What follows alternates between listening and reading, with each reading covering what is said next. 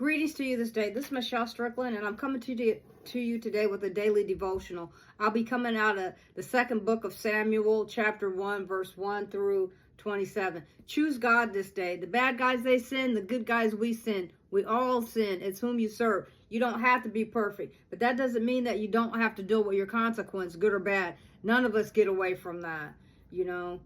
You might have issues that you deal with for the rest of your life, but if you come over to God's team with it, He can help you get through it. You know, and love yourself. If you love yourself, if nobody else loves you, you'll be okay. And never give up on yourself. Never.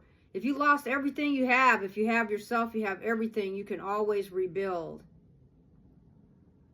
Now it came to pass after the death of Saul, when David was returned from the slaughter of the Amalekites, and David had abode 2 days in Ziklag.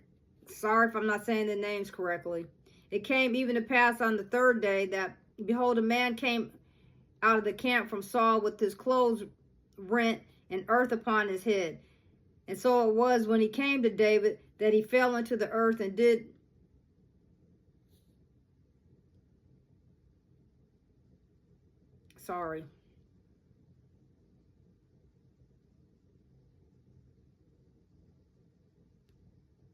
obeisance. Let me say that again. That he fell to the earth and did obeisance.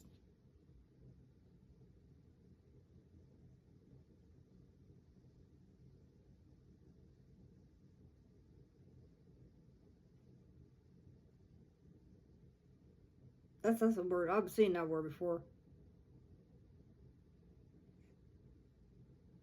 Obeisance. Something like that. And David said unto him, From whence comest thou? And he said unto him, Out of the camp of Israel am I escaped. And David said unto him, How went the matter? I pray thee, tell me. And he answered, That the people are fled from the battle, and many of the people also are fallen and dead. And Saul and Jonathan his sons are dead also. And David said unto the young man that told him, How knowest thou that Saul and Jonathan his son be dead? And the young man that told him said, As I happened by chance upon Mount Gilboa, behold, Saul leaned unto his spear, and lo, the chariots and the horsemen followed hard after him. And when he looked behind him, he saw me, and called unto me. And I answered, Here I am. And he said unto me, Who art thou? And I answered him, I am Amalekite. And he said unto me again, Stand, I pray thee, upon me, and slay me, for anguish is come upon me, because my life is yet whole in me. So I stood upon him and slew him, because I was sure that he could not live after that he was fallen. And I took the crown that was upon his head, and the bracelet that was on his arm, and have brought them hither unto the Lord. Then David took hold on his clothes, and rent them, and likewise all the men that were with him. And they mourned, and wept, and fasted until even for Saul and Jonathan, and for Jonathan his son, and for the people of the Lord, and the house of Israel, because they were fallen by swords. But David said unto the young man that told him, Whence art thou? And he answered, I am the son of a stranger, and Amalekite.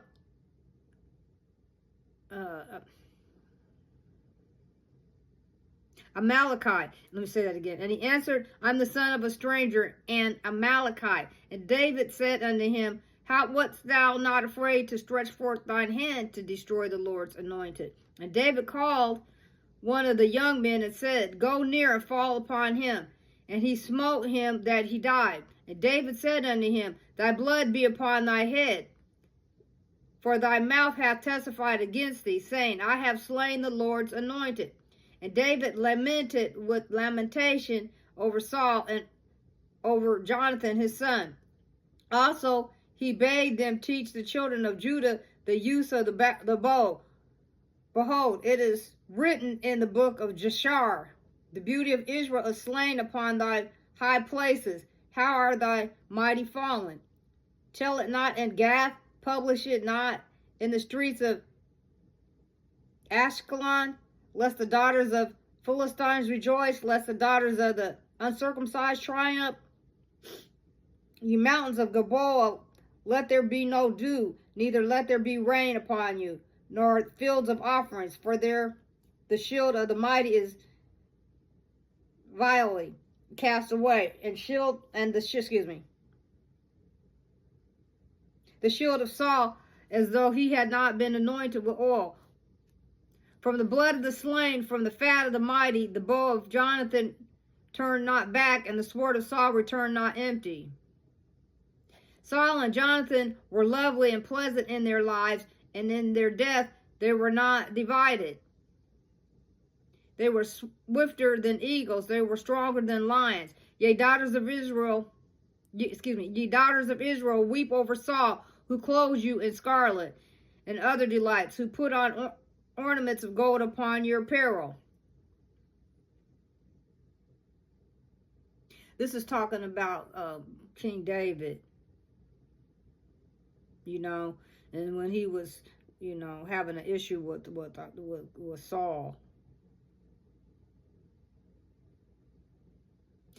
How are the mighty fallen in the midst of the battle? O Jonathan, thou wert slain in thy high places. I am distressed for thee, my brother Jonathan. Very pleasant hadst thou been unto me. Thy love to me was wonderful, passing the love of women. How are the mighty fallen and the weapons of war perished? I'm going to leave it there.